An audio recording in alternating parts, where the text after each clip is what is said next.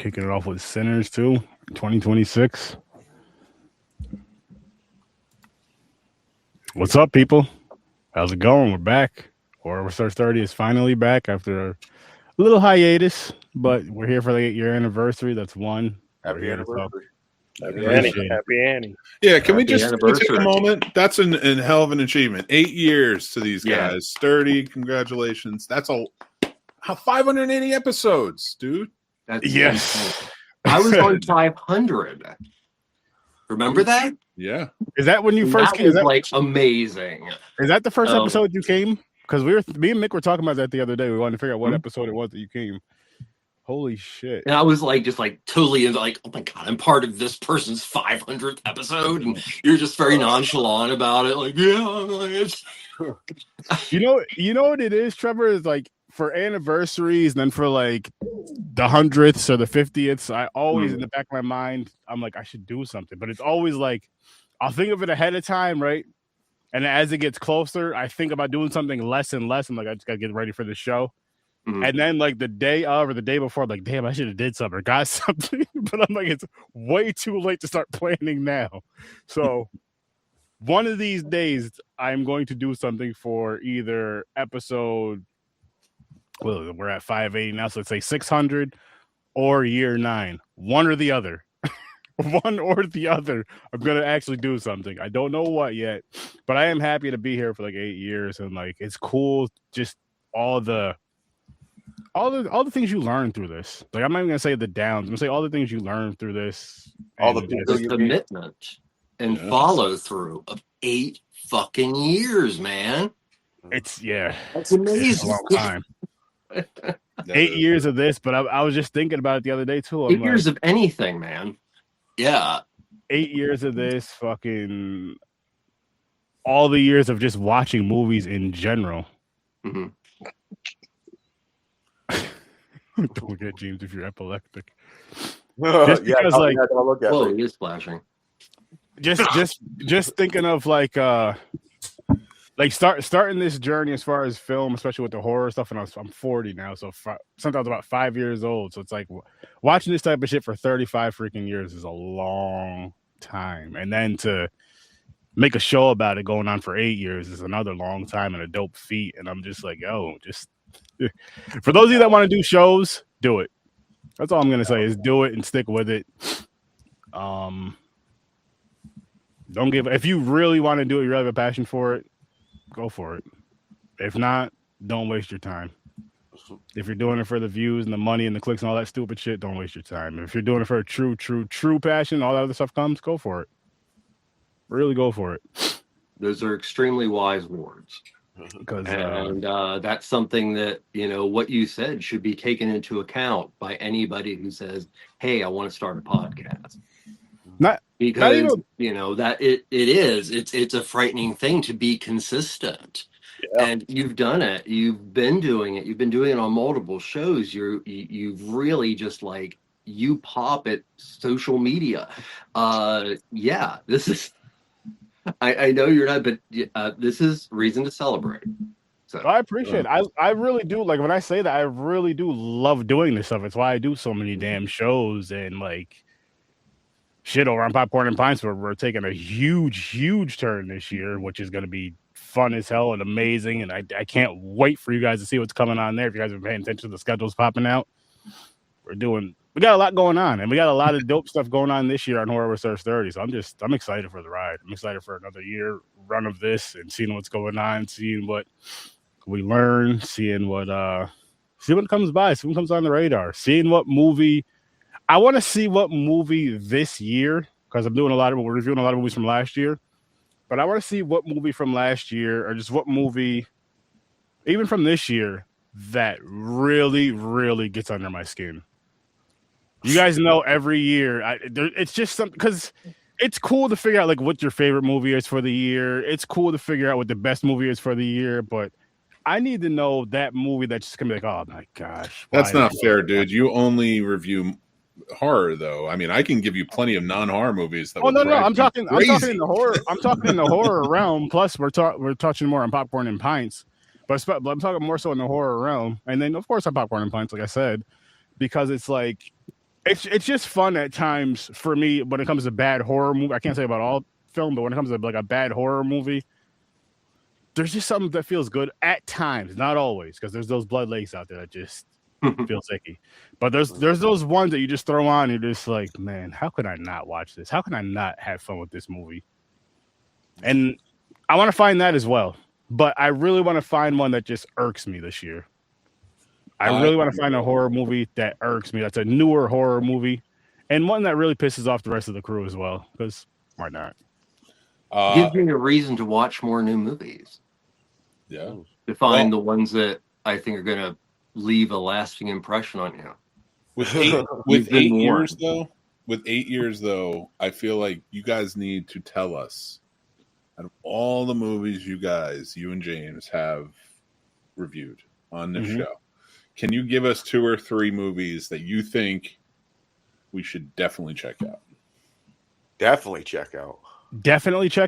I'm gonna kick it off with the one we're talking about tonight. I'm gonna say Sinners is a film I feel like you should definitely check out if you're into not just horror, but just someone who really, really loves movies.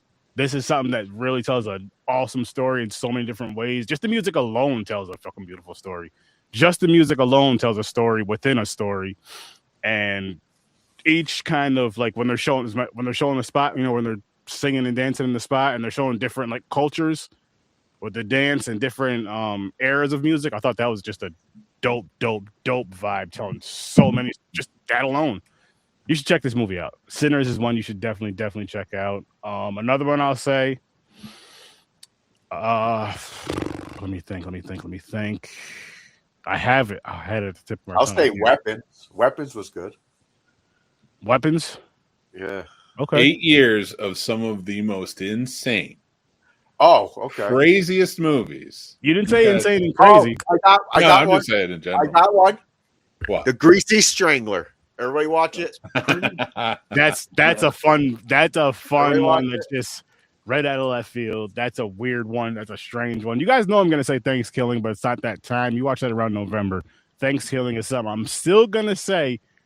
Check it out. It's ridiculous. It's not the best movie in the world. It's a wonderful holiday movie. You should watch with the family. Why not? But the Greasy Strangler, holy shit, James. That's you tell me to watch at least once a week the Sadness or whatever it is. Yes. Yeah, I was getting to that next. The Sadness. If you like just a crazy, ridiculous, violent, wild movie from beginning to end, check out The Sadness. I believe it's a Korean horror film, if I'm not mistaken. That was a fucking good find. I'm so happy we found that one. Thank you for 8 years, guys. Thank you. Yes. I can't wait for 8 more. This was fun. This was fun as hell. Welcome to the series finale. Yep. Series finale. This is the last episode. Don't listen to him. Don't listen to him either. This is the first of 2026. And you're gonna be in for a fun ride. You're gonna be in for a really, really, really fun ride. Nice. But let's kick it off with this film right here, Sinners. Got you guys here. Now, was this anybody's first time watch? Trevor, what did you think of it? Let me think about this a second. Okay. Yeah, well, yes. I want to thank you yet again. I don't really get super duper excited about a lot of newer stuff, and there's so much older that's being put out there. I don't necessarily run to see new movies, and this is one that has been on my radar for so damn long. And I'm finally like, okay, I can watch this. And it just wasn't the best horror film of last year that I have seen. And I've seen other ones, but one of the best films.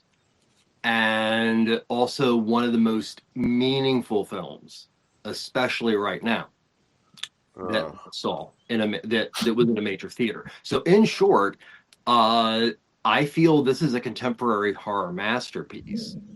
And yeah, it was spectacular. Okay. Nice. How about you, Johnny?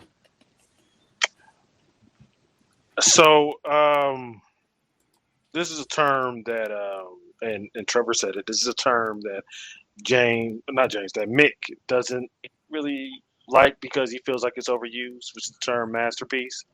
But I don't disagree.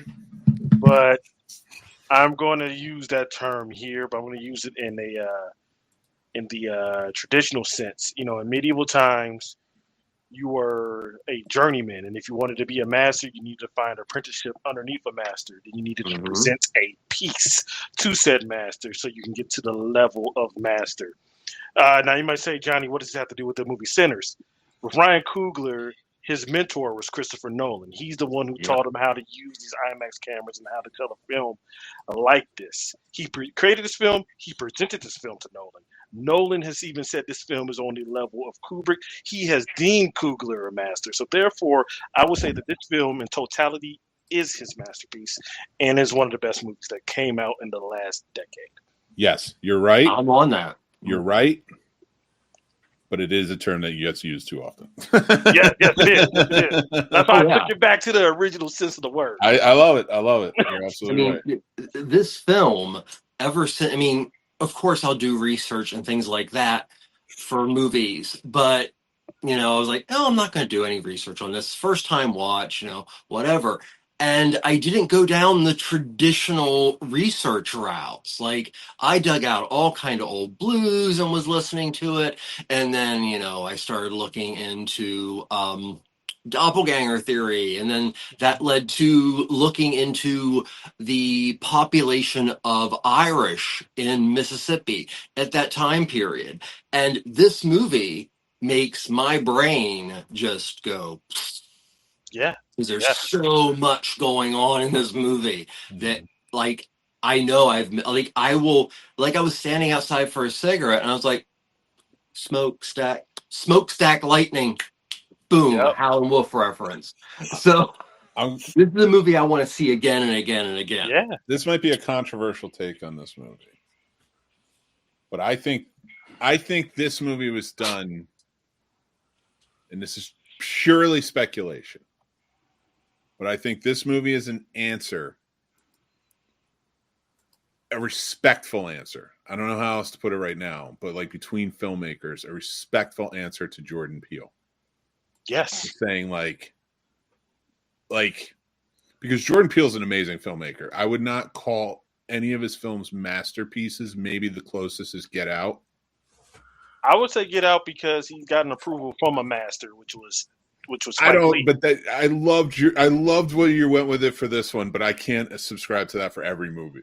Because it's because there's always going to be somebody who gave a masterful performance because Pacino said this about this actor, and and I agree with you on this because Nolan is a master. Get Out is up there. Get Out, I am not saying it's not a masterpiece. I'm just saying I haven't, in my opinion, put it there. I get it because I give it to Get Out for me personally, but I get it. But and I get that. I also get the cultural significance of why a fellow movie critic who is black may look at this differently because there is a significance that doesn't speak to me on that level. Yeah. Just like this movie, I get that too. A lot of when I say masterpiece goes more into the technical side of it than it does into the impactful side of it because there are people who are impacted by movies where I'm like, I don't understand. And I'm that's talking what makes it a true masterpiece. It's technically, as a film, how it's shot, the use of sound. It's a masterpiece, but also as far as even to a set dressing and the musical cues and I will tell you the grain of cinematography. I said this in the group chat earlier. I listened to this for the first time, the sixth time watching it, first time in headphones, eighth time, and I realized the true brilliance of the sound design of while they're talking. Yep. There are sounds you're missing because you're not in headphones. I'm telling you, and it just hits you so much harder. So that to me is that's where you see on this level, the Kubrick level of masterpieces, because the technical side is so tied in. They're not going to film until it's perfect. The Hitchcocks, the Kubricks, the Nolans, and I put Ryan Coogler up there. He's still young, but he's like he just has that technical prowess. Because I would say if Nolan was Yoda, Kuga's definitely Obi-Wan Kenobi.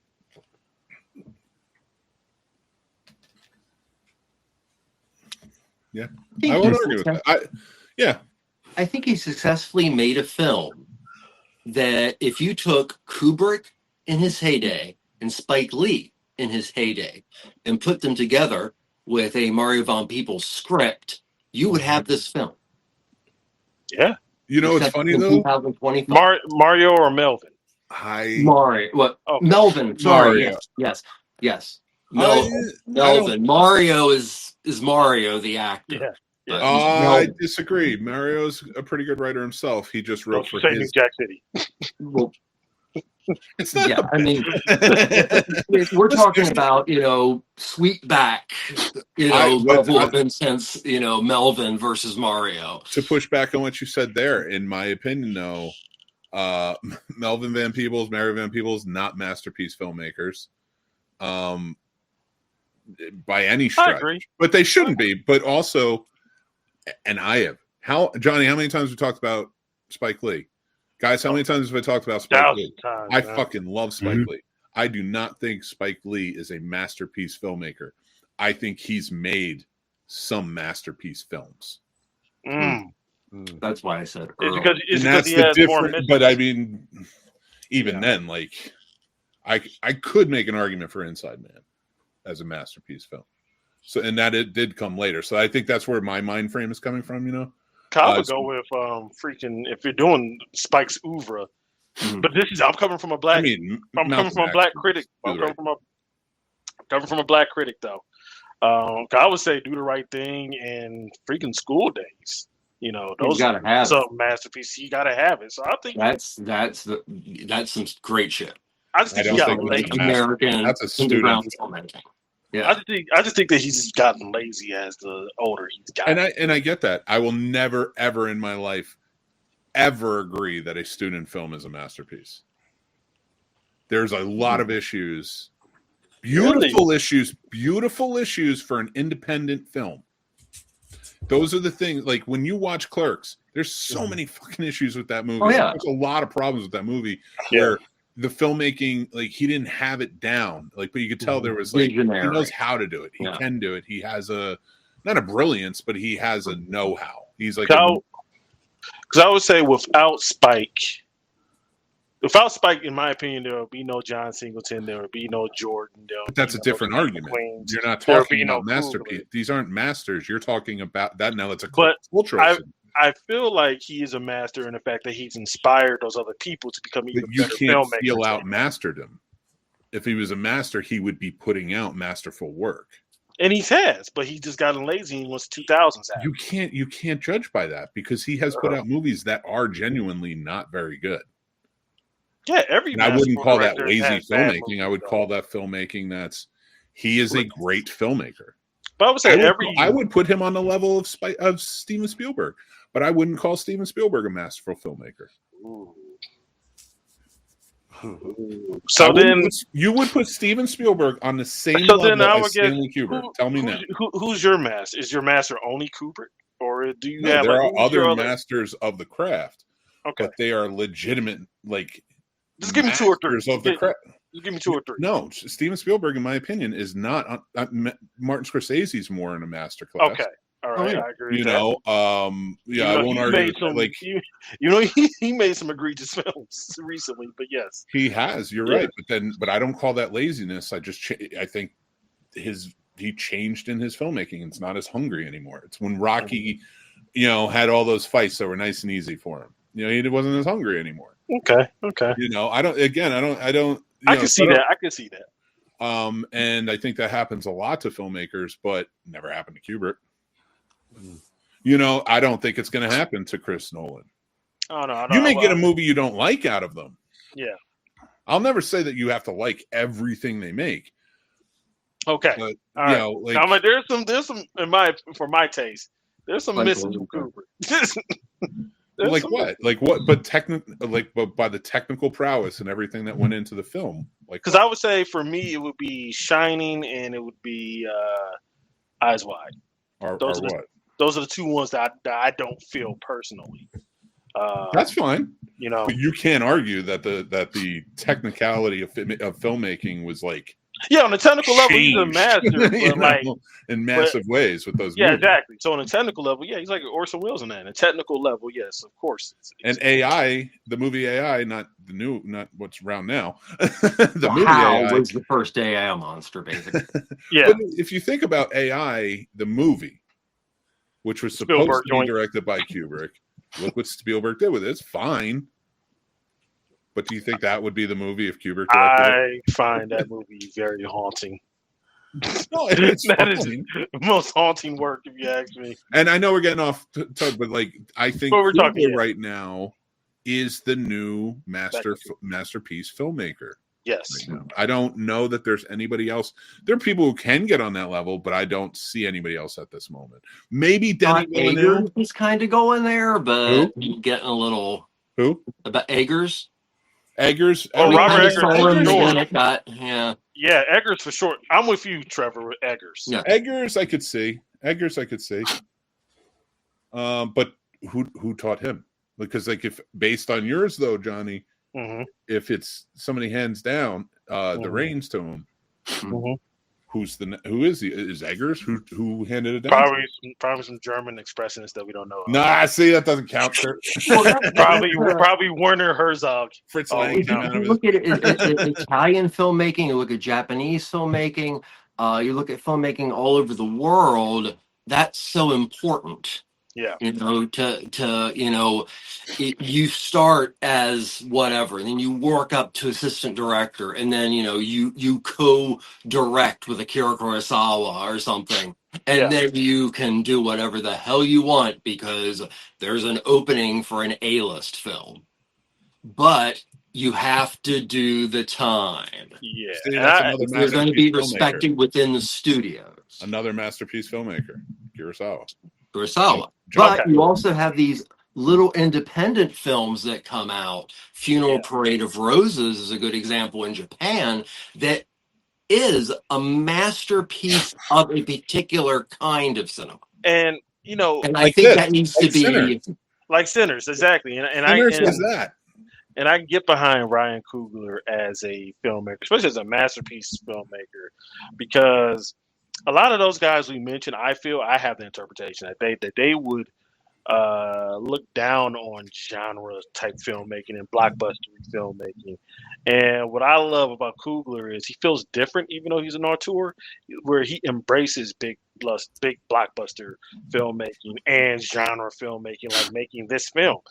Finding inspiration in Dusk Till Dawn. Yeah, I was going to bring that up. It's like, what if Dusk Till Dawn was written for immense meaning? Exactly. Damn, and like this is so much better. And what's crazy is I was telling a lot of people when I first seen this movie that I saw shades of Night of the Living Dead, or George A. Romero film as well. He hasn't mentioned it, but I really feel like because we're of the same age, so we have public access. So that movie's like on repeat. So I know that inspired me as a filmmaker. So I know that definitely inspired him because we're around the same generation. I have to bring up your take on the Night of the Living Dead, and that brings me to an actual thesis I have about this film. And I could be completely wrong, but okay. So you have everybody connected with the juke joint and Smoke and Stack and everything, and then you have these three Irish. Probably maybe first, maybe second gen, but let's first gen. And they come in with their ballads and everything seems fine.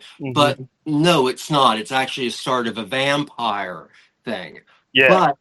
But as there is this beautiful scene in the juke joint when Sam plays, and you see different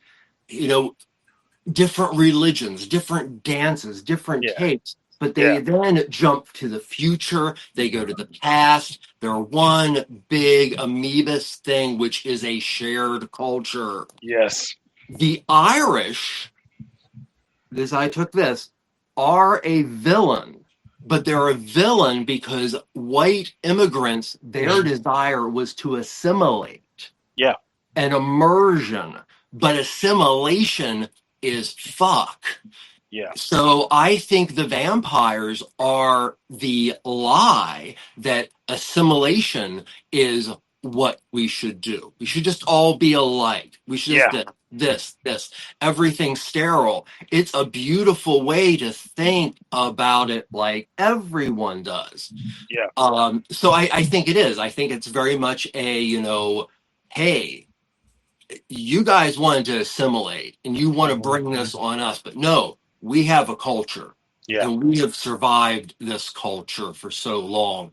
No. So I think that's it. And then the actual enemy is the clan that shows up at the end. Yeah. I think because you're 100% wrong. They're completely wrong. Nope. They're just all right, not right.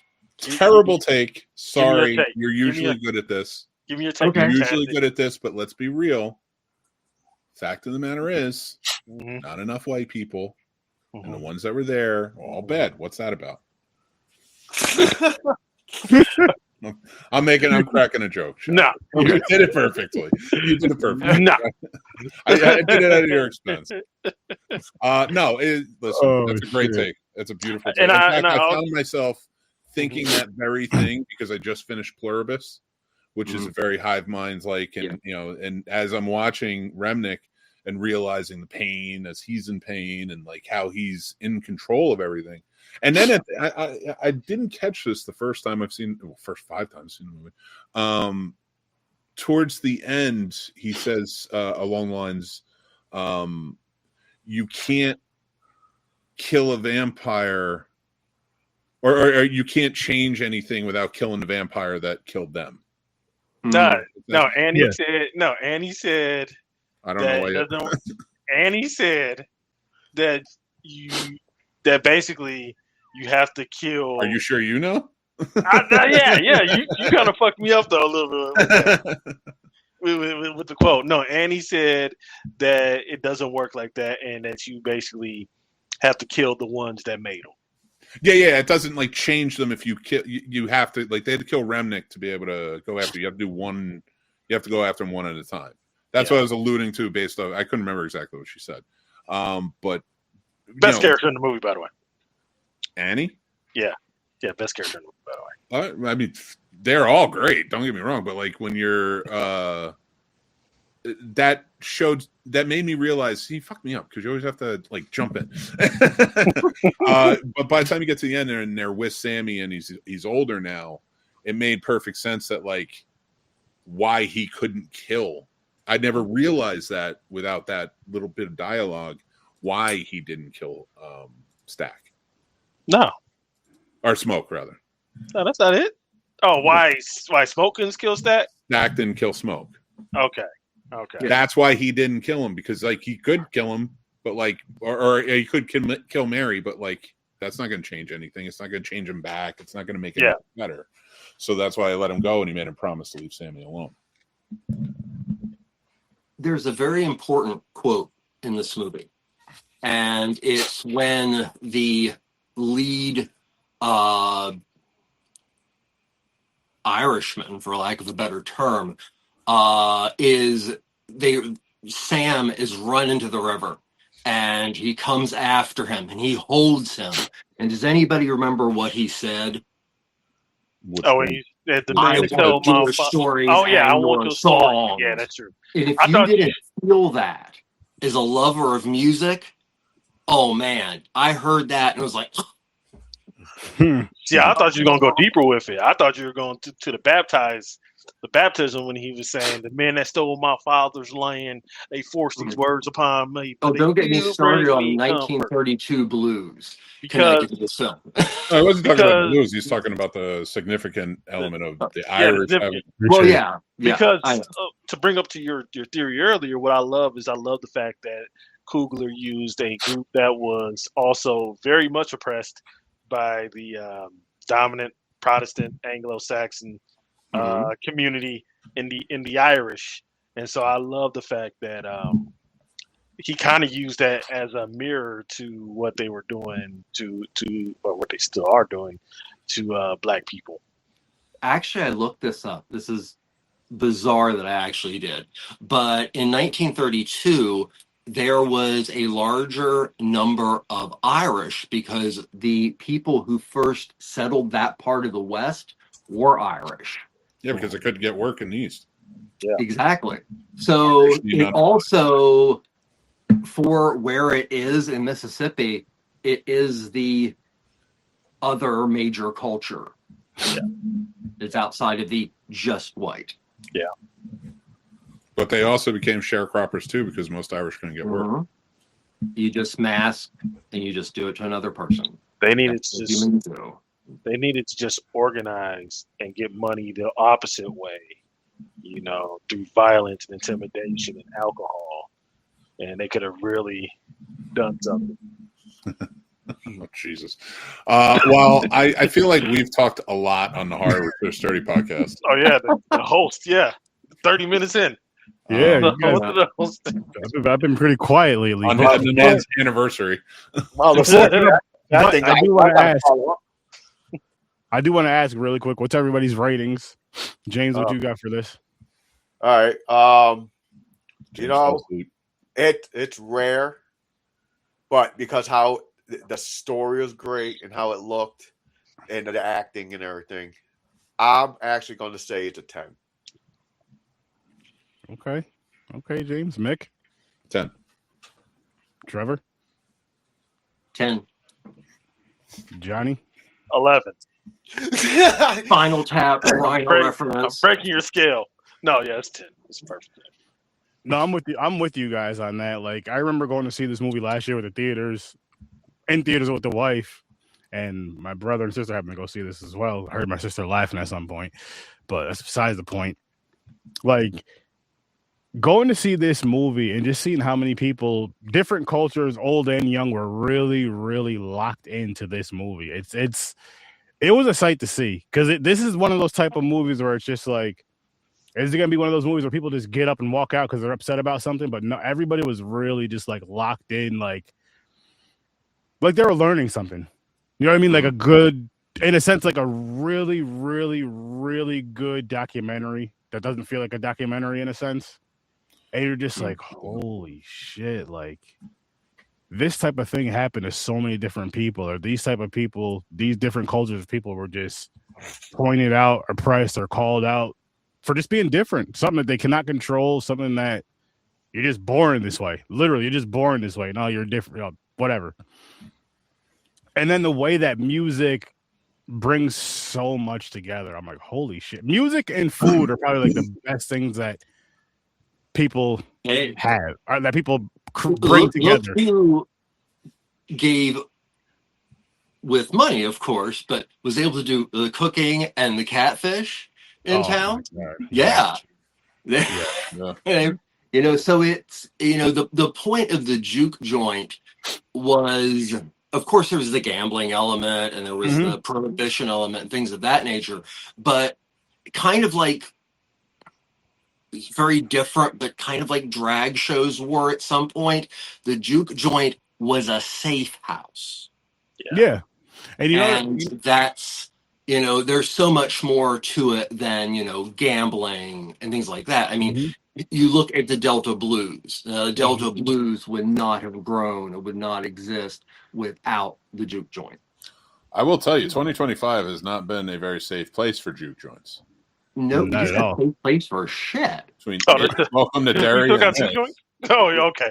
Honestly, I was going to get to the whole Welcome to Derry because it makes you think of the black spot. And it's two spots where it's just you can go there and be yourself till the whites come and fuck it up, pretty much. That's exactly what it was.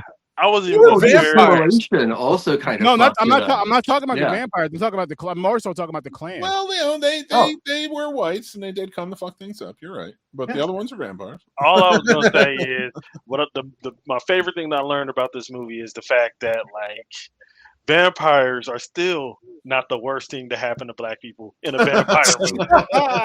Racism is still scarier than vampirism. Wild, dude. Wow.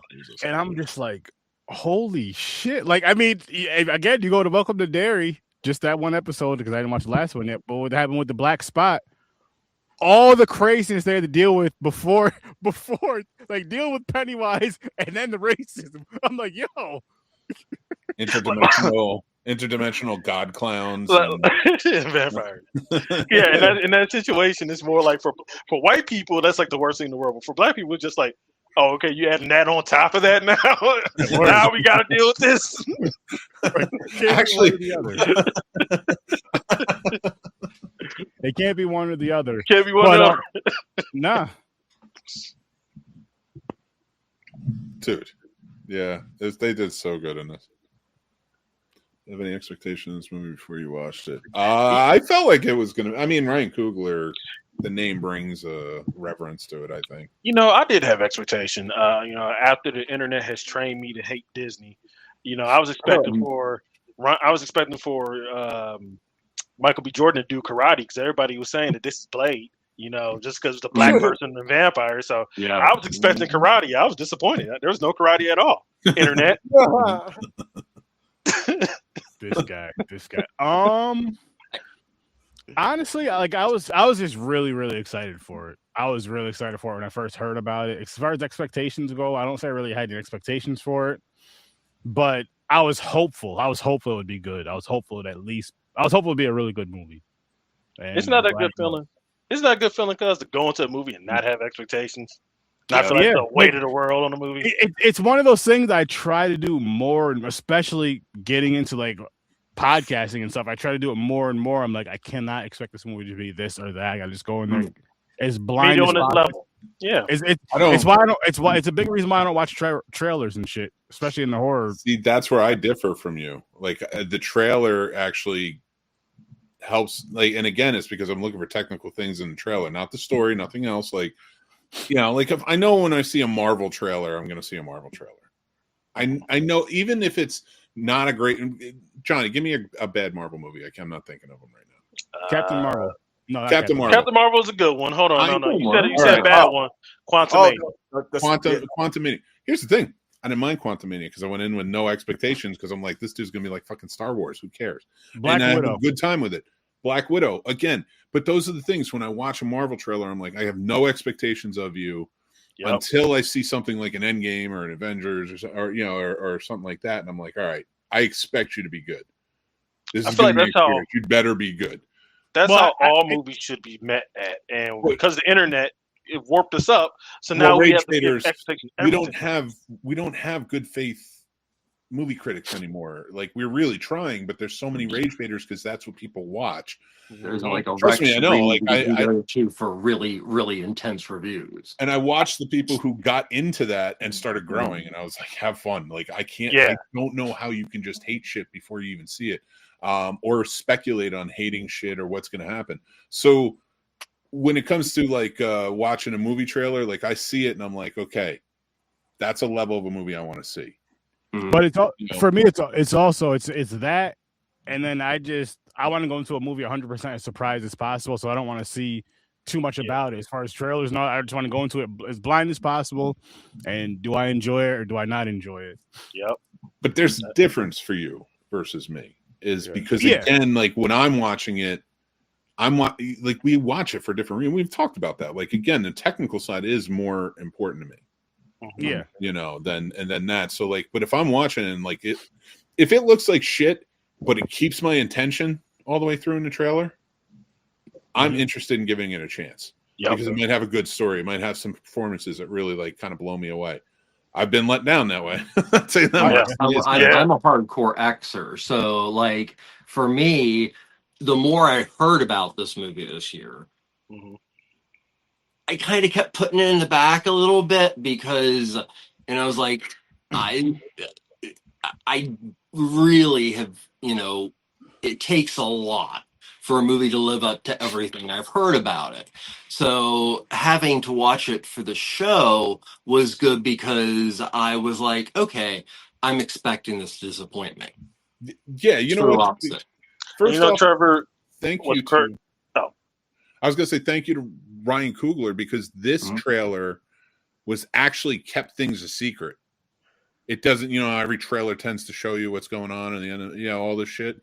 It actually gave that air of mystery of like what's going to happen in this movie. We know it's about vampires. We know it's taking place at a juke joint, things like that. You got little glimpses. But when I watched this trailer, I was like, this may not be a great horror movie. Ryan Coogler's never done this before, but this looks like a Ryan Coogler film, so I'm definitely going to go see this in theaters, right? Yeah. That's the level I'm talking like when I see a trailer like for this, I'm like, or Weapons was another one where I'm like, the marketing did well, but it looked good. It looked interesting. There was interesting facts going on because there was a mystery around it. We put too much out in trailers, I do agree, but that's why I try to look for the technical side rather than That's why I don't watch trailers. Is the reason is they usually put all the good parts in the trailer. Then you go watch the movie, you're like, the rest of the movie's shit. You're like, the fuck. Yeah. Well, that only usually happens at garbage movie studios like Sony and Warner Brothers. And I was really shocked that this garbage ass studio was able to release a trailer that hit the secrets, and they allowed Ryan Coogler to make a good movie and ain't write it off for a fucking tax write-off. That's exactly what Frank Zappa would say if he was here about the movie. And it really fucking pains me to say that Warner Brothers had a good year of movies, especially with this one being one of my favorites. So I'm happy this trash ass movie studio had a good movie. One of the best movies. That was a year, yeah. What I seen. I didn't see a shit ton from fucking last Warner Brothers. I fucking hate Warner Brothers. Yeah, how the internet treats Disney is how they should be treating Warner Brothers. Whatever. Just treating both of them. And that third act, because before I was going to cut you off earlier when you was talking about the grifters. The third act came to me when what they did. I was surprised there wasn't any more right-wing MAGA crazy people out there grifting, being mad at the third act when they Michael B. Jordan killed all their heroes. They didn't go see it. They didn't go see this. This movie was way too educated for them to understand. They weren't going to go see this. There were black people on the poster. Yep. It's woke. Yep. Why all the good people get mowed down? I don't think it will make sense. I'm just going to keep hoping my tractor's sexy. Don't you try that stuff in a small town. Why he killing all the good white people? They just trying to break the party up. They're not on Grindr. But I do love how that third act this movie becomes a fucking Rambo movie. We get through the fucking horror movie, then we go straight into fucking Rambo at the end. He's throwing grenades and cars. I love that third act. I live for that third act. That final scene. They reference soldier so many times. There had to be something. Yeah. But then it also made like, oh yeah, he was keeping the real shit for the real enemy. Yeah. You got to. Yeah. And he went on a solo mission, so he was like, I'm doing this shit myself. Exactly. It was also like, hey, guess what I can do since your country trained my ass? Mm-hmm. Yeah. I'm gonna have fun with this. And what's crazy is that's why I didn't hate the vampire. I didn't hate Remick all the way, because Remick told him the truth. Remick was like, "Hey, look, they coming here, they coming back here, and they gonna take what they want." I'm like, thanks, Remick. He's happiness through ignorance. Yeah, and it was also intriguing because it kind of presented vampires like the Borg. Mm-hmm. Mm-hmm. And it was like, a bourgeoisie Borg. So I kind of wish they teamed up at the end. Check them all out. One of the things that I dearly loved about this movie was the ending. Because it ends with Sam is an older gentleman and is played by one of the few people alive who can remember people before Muddy Waters, like Big Bill Boozy and things like that. And that is Mr. Buddy motherfucking Guy. And I'll tell you why he's a motherfucker. And it's a good thing. But Buddy Guy he released an album this year. He is the cornerstone of what Chicago blues should be. But to get an idea, a lot of the major early records, especially on RCA, I think, of Muddy Waters featured Buddy Guy. Buddy Guy was the protege of Muddy Waters. Oh. So Buddy Guy being Sam is very important because Buddy Guy is the closest thing we have to like one of the legends, back in the day. Also, I said I was going to tell you about the mofo thing. About 15 years ago, I got really, really lucky. One of his albums was Work to Americana, and I got a chance to interview Buddy Guy. Got a chance to interview him about working with Muddy Waters, and he was amazing, and he was funny, and he was like, no, he didn't. He just assumed that I was recording not live. And I learned afterwards that anybody who had interviewed him before, it was a running joke. Don't air it live. Because apparently Muddy and the whole crew, Willie Dixon, people like that, referred to each other as motherfuckers all the time. And that was what they called each other as a term of endearment, especially when they were really drunk.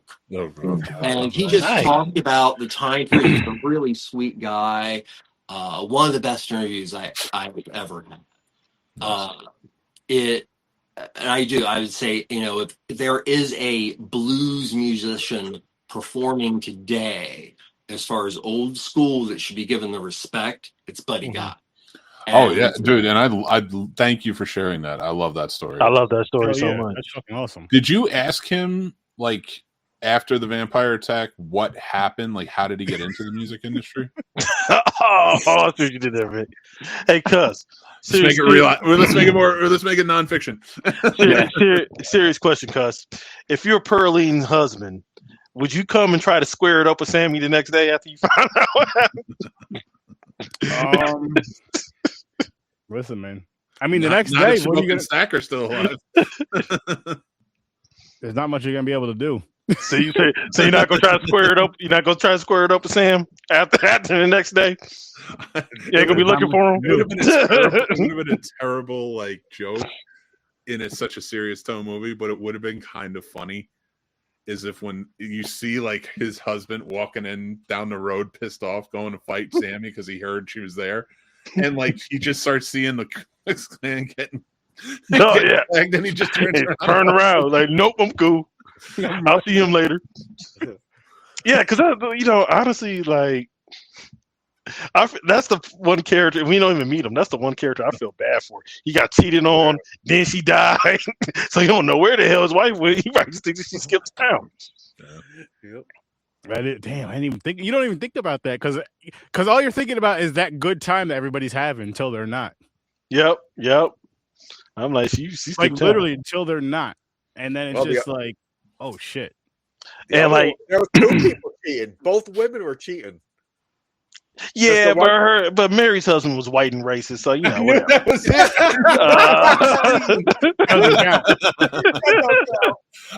other guy was in there, James. I was like, Mary's husband's getting cheated on too, and I was like, you know what? He's white. Yeah, and I guess I was like, yeah. Oh man. Because honestly, when Stat got bit, I couldn't even be mad at Stat because Mary said something to him before that happens, and I'm like, honestly, if that was me, I would have folded too. I would have turned it up after her. Yeah, you can. No, she says something. She says something cool, like you've robbed banks, you've stolen from the mafia, but you can't steal this pussy for a night. Yeah, exactly. Immediately, it's like, I will look to my left, I'll look to my right, I'll make sure my brother's not watching. I'm like, okay, that's. Oh man. I'm like, so I can't even blame you.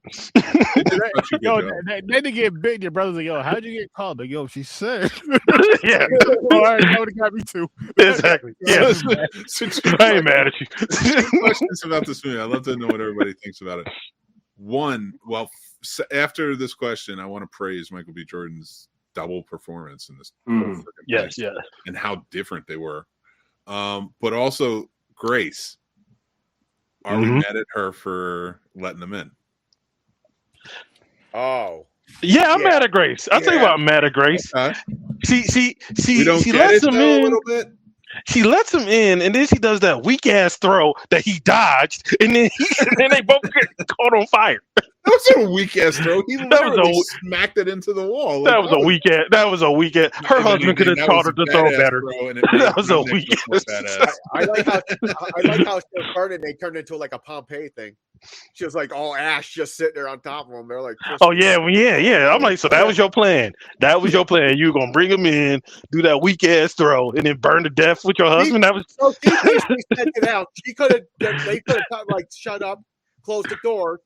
But she said, because my husband's dead and they're going to have my daughter, you're dying too. Everybody, come on in. And she killed her husband, by the way. She the main one. Be like, hey, go get the car.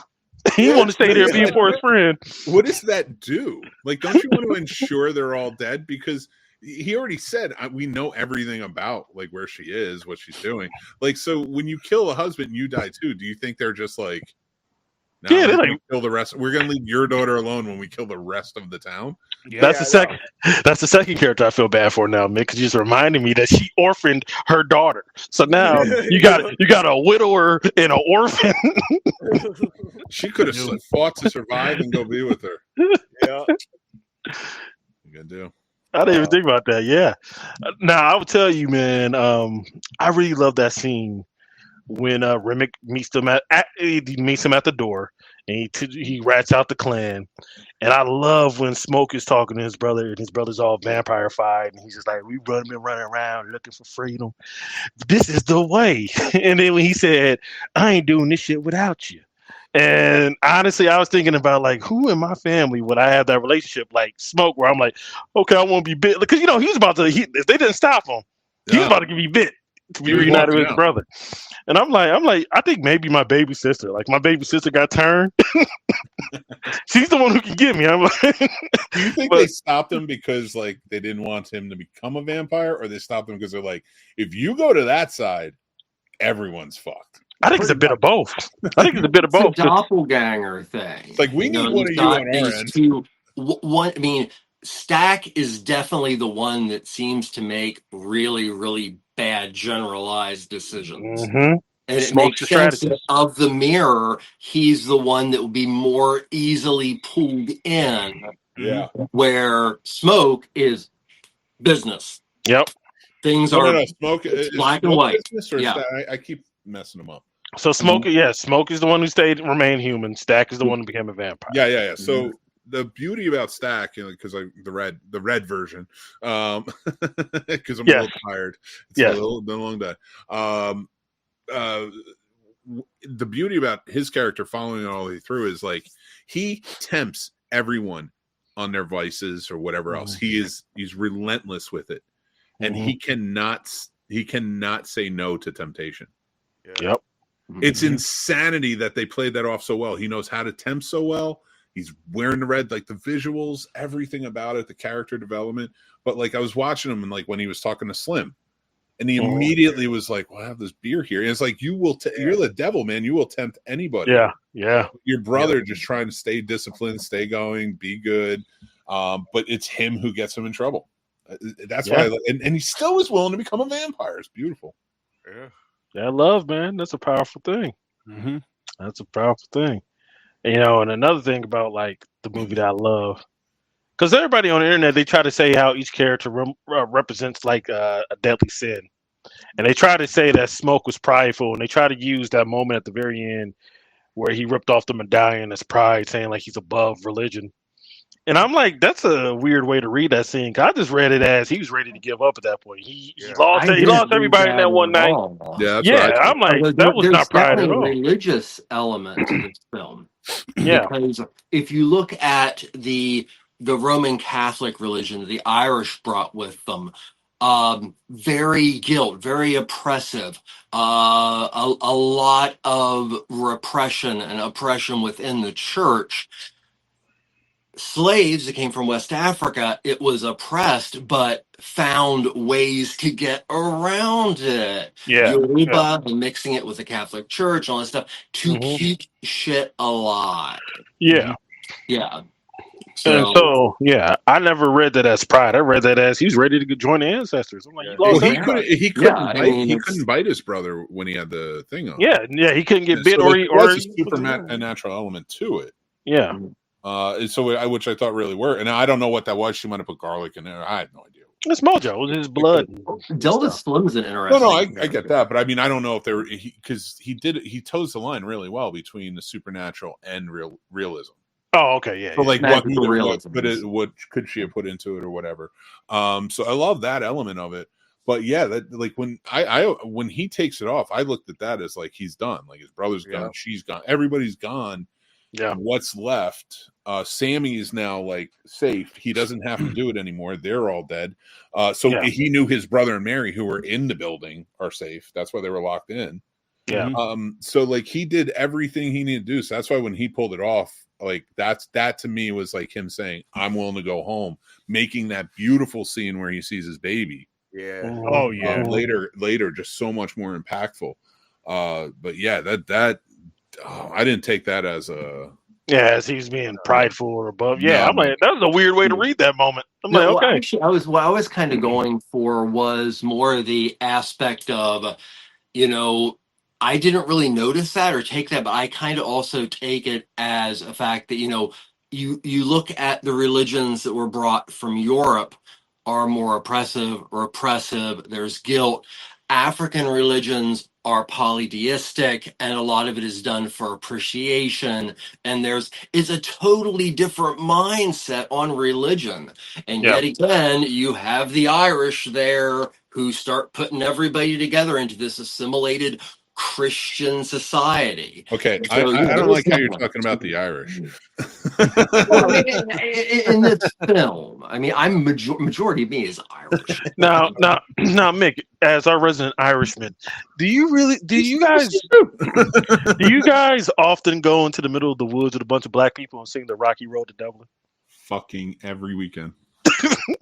Every single weekend, because every black person I meet is like, yeah, I'll take a journey through the woods with you. By the way, that is everybody wants to bring up the whole blues section where you see the history of music, especially black music, as like the scene that stands out. The one that stands out for me is the Rocky Road to Dublin. First off, I love the mix. I love the version that they did. And honestly, if I was in that juke joint and I heard them singing that, I would join them. Because I'm like, that's hard. I'm just like, okay. I'm like, 1, 2, 3, 4, 5. You know what my favorite part was? Go back and watch that scene again and watch everyone behind him. And every single person dancing is in tune with it. Yeah. Except Michael B. Jordan. He cannot get this. He can't get it. It's so funny. Like, he keeps going off beat. And I was watching him like, this dude, he must have been tired that night. He must have been like, I'm doing a lot in double duty. But you know what, though? That could have been intentional, because you remember at the very end when he's confronting Smoke and he's just after he killed Annie and he's like, the fuck you did that for, man? I had it all figured out, man. I'm like, maybe Stack had like an ulterior motive. Like maybe the hive mind didn't really work for him like it should have. And maybe he had like an ulterior motive. I think he was tired pulling double duty. We can go with that. we can go with that. But I feel like there might have been an ulterior motive. Especially he's just like, the fuck wrong with you, man? Like, I'm like, okay, hold on. You got a plan. He had 2 different dialects for each fucking character. I got a business question. There's the Uruban dialect. It's really awesome in the film. If he plays 2 characters, does he get 2 checks? Wait, what? No. He played 2 characters. Does he get 2 checks? No, he gets one big ass check. Because he's also the producer. Really big check, and I don't blame him. Because he's also the producer of this movie. He tore it down. Oh, nice. Well, here's the thing. We've already deemed as a collective that this is not just a masterpiece of horror. This is a masterpiece of cinema. Yeah. And to approach a filmmaker or an auteur that you put, let's do some biggies. Akira Kurosawa, Ingmar Bergman, Federico Fellini. Okay. When you put those, that means that anything in that film could and most likely has meaning.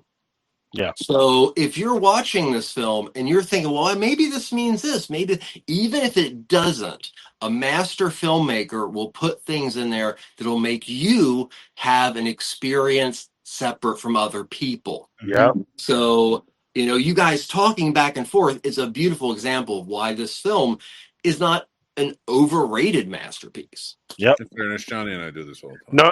No matter how much Variety wants to make it a overrated masterpiece, because Variety want to report it, want to check everybody's pockets and saying this movie needs to make more money. I'm not going to deal. Here Fuck what Warner my favorite Brothers movie of the year is. Tune in tomorrow night or listen to the podcast and know, because we'll be doing our list tomorrow. But this is up there. Maybe number one. I don't know. You'll have to tune in and find out. But that's bullshit what Variety is saying. You can tune in an hour and you find out my number one. There you go. Synergy. I got to leave the cliffhanger, man. I don't want to leave all of everybody out. Make sure to show up tomorrow. So, before we're not spinning the wheel tonight because there is a movie, which we did mention earlier, that I've been wanting Trevor to watch for a while. And the best way to get Trevor to watch a movie is for us to review it. Mm-hmm. And the movie is this right here, The Sadness. Oh, I've seen this like 3-4 times. Oh, well, I want to talk about it with you then. Trevor already seen it. It's a great film. I want to discuss it with you then, Trevor. Man, I never thought about eyeballs the same way again. I thought Trevor's the one who recommended that movie. I think I did. He was the one that recommended it. No, I remember finding it on accident, and then me and you reviewed it. But yeah, either way, it's something that I've been wanting to discuss with. I forgot Trevor had seen it, so this shit is wild. It's a good movie. Wild is an understatement. And I'm in for part 2 of The Sadness. It's a good way to kick it off. Which was last year's kickoff. I don't know, 2023 or 4. Mm-hmm. It was like one of the first movies of 23 or 4, and it was just like, oh my! I don't remember. Too many episodes. Oh my fucking goodness! Holy shit! Sadness. This is wild. Very nice. As we're going next to The Sadness, and I can't fucking wait. And after that, we're getting to the wheel. I promise we're getting to the wheel. But all right, the Wheel of Fortune. The Wheel of Misfortune. The Sadness. Can't wait. But Sinners, guys. What a movie. Is it okay if I geek out about the music just a little bit? Oh, yeah. Okay. So there is a lot of talk about the music in this film, but the music is so amazingly important. And that goes for the vampires, and that goes for Smoke and Stack and their entire family and friends. But 1932 is a very important year in blues. So, yes, there's definitely a reference to Robert Johnson. Now, Robert Johnson supposedly around that year sold his soul to the devil. Mm-hmm. Now, like a lot of blues and a lot of other things, stories grew that, weren't necessarily true. But Robert Johnson's this tale can actually be taken back to his friendship with Jimmy Rogers and Son House, who refused to say it's not true. And that's how that became. So at the same time, 1932 was the year that the Mills Brothers, who were very influential, eventually doo-wop, but were a little bit more folky than blues. But the St. Louis Blues was written by W.C. Handy in 1914. And W.C. Handy, hands down, is probably the Mozart of black music. That's 1932. Also, this one I did not know, and I don't know how I did not know this because I do love the Rudy Ray Moore film. But a very popular bluesman in 1932 was Petey Wheatstraw. And Petey Wheatstraw actually recorded a song called The Devil's Son-in-Law, which eventually became a Rudy Ray Moore comedy. But this is an actual guy. And then the year before, Skip James records a song called Hard Times on the Killing Floor, which is also represented. This is a core time for blues and Delta blues. And Delta blues started telling a little bit of a rougher story. Nice. Like the blues got more of an attitude. and around Trevor, the the guy who sold the Cell of the Devil, is that the story where is that the Crossroads? Crossroads, Yeah. Great movie. Yeah. Robert Johnson's is The Crossroads. And this kind of tells the story of Robert Johnson if deconstructed. Mm-hmm. Okay. But no, it's I watched the movie and then I just started digging through my random collection of music and just listening to blues. And I just want to. I just also want to shout out the music as well. Just the music of the film by Ludwig Göransson, who is a wonderful composer, and he is like a musical genius. Like he produced not only movies, but he also produces rap albums. Mm-hmm. He works with Childish Gambino, and so it's just I'm always continue to be impressed when you get composers from the hip hop genre into filmmaking, and him working with Coogler and even with Nolan to some degree. He just shows how much of a genius he is, and he's probably one of the best composers of our time. And I got Lars Ulrich to do a riff. Boo! Oh, yeah. I'm sorry, you don't like Lars. Quick thing as far as music. Did anybody else catch that Saul Williams was the father? Oh yeah, his dad. Yeah. As far as rap from the early 2000s that was closest to political slam and in your face, it was Saul Williams. Yeah. So that right there, it was like, bam. You know, it's like that was the guy in the 90s that didn't mind saying what was on his mind. Absolutely. Going back to Lars really quick, I seen something today. I don't know if it's real or not. He's dating Sydney Sweeney. Lars? From Metallica? Really? I seen it. I thought Lars was dead. He's still alive? Oh, he's still alive. He's suing everybody who uses the songs. Oh, okay. I thought Lars was dead. In my best Dave Mustaine accent, he's an asshole. He's alive. He dating? No, he can't be dead dating her. Can't be dead dating her. I seen it somewhere. I didn't believe it. That's not the worst thing she's done this year. Trust me. Oh yeah, that's right. Oh, you said Sydney Sweeney. Yeah, it could be. I was thinking Sabrina Carpenter. Okay, yeah, I don't give a fuck about Sydney Sweeney. Yeah, she a Nazi herself.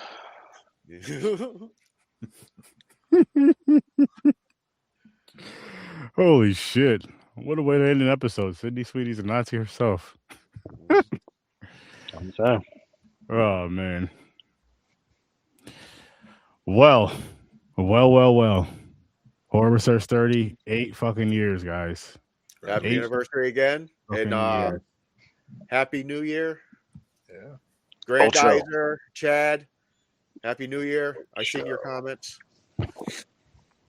Yeah, Happy New Year to everybody out there. Happy New Year to the chat. Happy New Year to everyone, yes. And I can't wait for next week. Like I'm real excited for this year as far as the shows and shit go. So just tune in, buckle up with us, and shout out to Sturdy Slashers. Let's have an awesome fucking year of horror. With that said, I'll see you in your nightmares. Peace.